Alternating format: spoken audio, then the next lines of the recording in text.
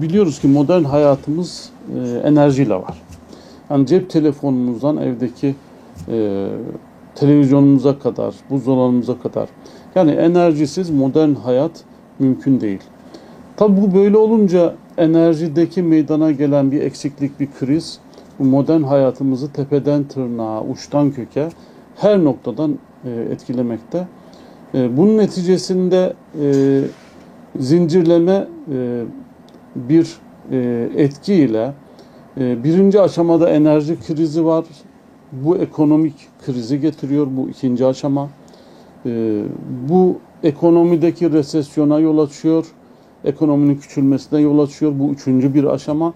Ve bunların hepsinin neticesinde de dördüncü aşama olarak siyasi krizler meydana geliyor. Bunun en önemli, en büyük örneği Avrupa. Biliyorsunuz Avrupa bugün büyük bir enerji krizinde kıvranıyor. Avrupa'nın her yıl 600 milyar metreküp doğal gaza ihtiyacı var.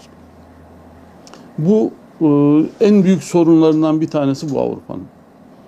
Bu öyle bir sorun ki tabii şu anda Rusya-Ukrayna savaşından dolayı meydana gelen restleşmeler sonucunda Avrupa adeta büyük bir krize girmiş durumda enerji noktasından. Hiçbir tedbiri yok, hazır değil. Bu belirtiler acaba batıdaki batışın emareleri mi çıktı ortaya diye bir soru akla getiriyor. Tabii ki bunlar olurken batının gittikçe batması gibi bir durum söz konusuyken aynı zamanda da doğuda da bir yükseliş söz konusu. Batı'nın geciktirmeye çalışmasına rağmen bir yükseliş söz konusu. Avrupa enerji krizinde Rusya'nın alternatifi yok. Avrupa bunun sancılarını çok derin olarak çekmekte. Fakat yakın gelecek itibariyle baktığımızda alternatif olabilecek enerjiler mesela Azerbaycan gazı olabilir, İran gazı olabilir, Türkiye Cumhuriyetler ya da Doğu Akdeniz'den gelebilecek gazlar olabilir. Fakat bütün bu enerji kaynaklarının önemli ortak noktası Türkiye topraklarından geçmek zorunda olması. Bu mekanizma içerisinde Türkiye'nin gaz merkezi olması fikri en makul çözüm olarak gözüküyor. Putin'in bugünlerde önerdiği bir görüş bu. Türkiye'den geçecek, eğer bu gerçekleşirse tabii ki Türkiye'den geçecek her bir enerji hattının Türkiye'ye kazandıracağı, çok noktalardan kazandıracağı istikrar söz konusudur ve Türkiye'yi güçlendireceğini düşünüyorum. Türkiye'nin nükleer enerji hikayesi de mevcut, burada var. Baktığımızda Türkiye nükleer enerjinin neresinde diye baktığımızda geç kaldığını düşünüyorum. Ama buna rağmen adımlar atılmış durumda.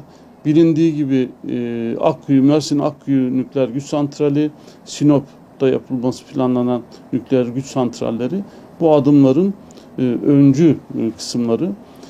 Tabii 1986'daki Çernobil nükleer kazası özellikle ve bilinçsizce yapılan haberler maalesef Türkiye'nin nükleer enerjiye kavuşmasını geciktirmiştir. Bunu da burada vurgulamak lazım.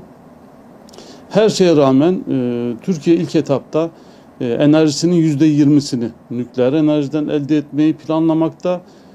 Bu atılan adımlarda Akkuyu inşa halinde şu anda bilindiği gibi 4 ünite halinde inşa edilecek. Her bir ünitenin 1200 megawatt kapasitesi var. 4 ünite 4800 megawatt olarak işlem göreceği planlanmakta. Tabii nükleer enerji temiz bir enerji esasında. Fakat bilinçsizce yapılan haberler yıllar boyu ülkemizde bu enerjinin yanlış anlaşılmasını getirdi ve bize gelmesini geciktirdi maalesef.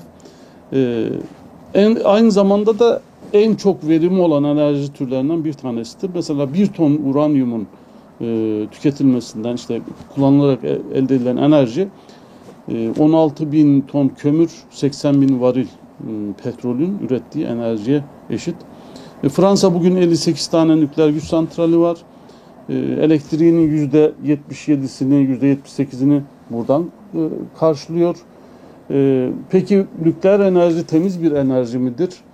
Evet, temiz bir enerjidir. Buna en önemli örnek yine Fransa'da 58 nükleer güç santralinin 14 tanesi dünya kültür mirasında yer alan bir ırmağın üzerinde kurulu olması ve bu ırmakta balıkçılık, ziraat yapılıyor olması bunun ispatıdır. Türkiye'nin bu güç santrallerine kavuşması aynı zamanda çağımızdaki ağır kalkınma hamlesinin adımları diye düşünüyorum. Büyük kalkınma hamlesinin adımları diye düşünüyorum. Nükleer güç santralleri aynı zamanda yan sanayi, bununla ilgili bu sanayi, bu endüstri, bu sistemle ilgili yan sanayilerin gelişmesine katkı sağlayacağını düşünüyorum. Şöyle bir örnek vereyim size. Bizim normalde otomobilimiz yok. Yani şimdi belki bundan sonra olacak ama şimdiye kadar yoktu. Ama bakın 10 yıllardır otomobil yan sanayinden milyonlarca insan ekmek yiyor. Değil mi? Şimdi bu nükleer güç santralleri de bu şekilde. Bizim ülkemizde açılacak olan güç santralleri, nükleer güç santrallerle beraber bunun alt sanayileri, birçok insanın bu sisteme adapte olarak hem ekmek yemesini hem de bu sanayi, endüstriyi öğrenmesini sağlayacak. Aynı otomobil sanayinde olduğu gibi. Bu sanayiye bir an önce girmeliydik ve girmeliyiz. Bunu destekliyorum, bu fikri. Umarım yakın zamanda bir tane veya iki tane nükleer güç santrali değil, daha fazla santralimiz olmasını ben ülkemizin menfaatleri açısından oldukça faydalı buluyorum.